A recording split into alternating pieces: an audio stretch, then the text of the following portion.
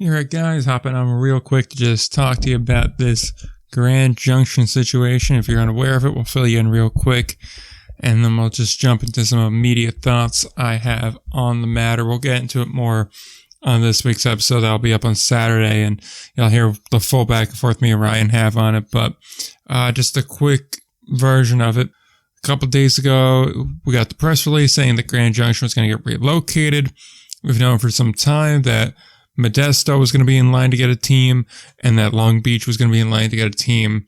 Now it appears the most obvious solution to this is Grand Junction gets relocated to one of those markets, and the current NOCO Colorado Sky Sox situation gets sorted out by going to the other California market, and then they're at the same number of teams.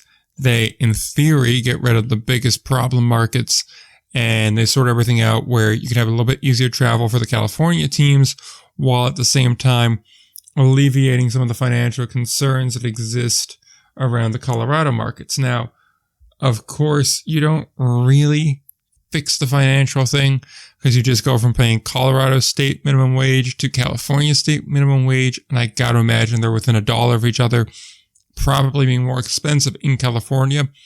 Travel-wise, yeah, it's a bit better, especially scheduling-wise.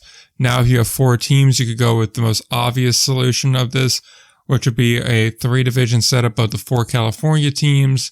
4 in, I guess Montana would have 4, and then 4 in the rest, which would basically just be Colorado, Utah at that point, and then the 2 teams up in Idaho. I'll throw a graphic up on the screen at some point in here to just show you what I mean and how you could do those divisions, and then you could just have them play out the whole year, get rid of the half system, and have one wild card with each division winner being in there, and then, just sort it out by record. But yeah, that's really the easiest and most straightforward way of doing the divisions and the setup there. I don't know if that's going to be how they do it. It could very well just be they keep the current setup here and they just do this for scheduling reasons where things are a little bit more even, and now you go out to California for essentially a month-long swing. You'd play, 6 against each of them, and then you come back home. I'm not sure if teams want to do that. Maybe you just do 2 weeks out there where you do the northern part of California, then you do the southern part of California. Admittedly, I don't know exactly where Modesto is in California, but yeah, it's just a very interesting situation there. I know for a fact from when I was doing, a bunch of other research on the Pioneer League for other videos or other situations and things like that, that there are at least 3 or 4 other teams that are having issues financially. We know Ogden's struggling with the player insurance factor. We know there's a couple other teams that are struggling to make payroll. We know there's a bunch of things that are not really going in the Pioneer League's direction right now, which is disappointing to see. There's a lot of talent on the coaching staff side. There's a lot of talent on the player side of things, and you hate to see that, and especially because the role the Pioneer League feels is so critical, being this spot for a lot of undrafted guys, a lot of guys that graduate college or JUCO and don't really have much of a place to go, to now kind of be screwed and not have really any place to go, with the Pioneer League being, a little shakier than they had been before, really puts everyone in an awkward spot.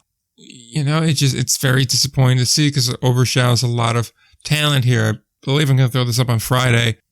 We just put out a video on the Pioneer League postseason that got started yesterday. Tonight, we're going to have elimination games going on, and we're probably going to have at least one game 3, tomorrow night. And then we're going to have a whole championship from the 16th to the 21st. And this is overshadowing all of that postseason play.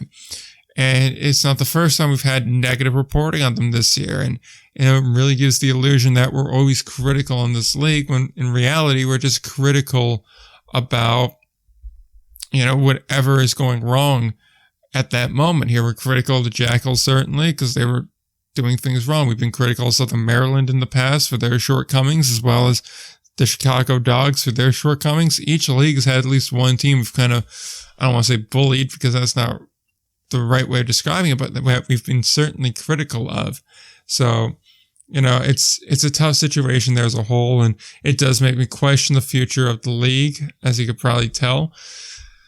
you can't run a league off of only 4 or 5 stable teams. It's just not going to work, especially in these types of markets. And I think we're trending towards a reckoning in this league one way or the other. So hopefully they sort it out. Hopefully they have more stable ownership in these situations. And hopefully there's a plan in place here, because I don't know how this ends if there isn't one there. But yeah, I just wanted to get some immediate thoughts out on this one, say something about it. So that is just some thoughts on Grand Junction moving. They haven't announced anything official yet, so for all we know, they could go to Casper, Wyoming. But I think it's a fairly safe bet that they're going to be going out to California along with that Sky Sox franchise. So we'll see. I'll talk to you guys about it a little bit more in about a day or so when the pod comes out. But yeah, until then, don't forget to play ball.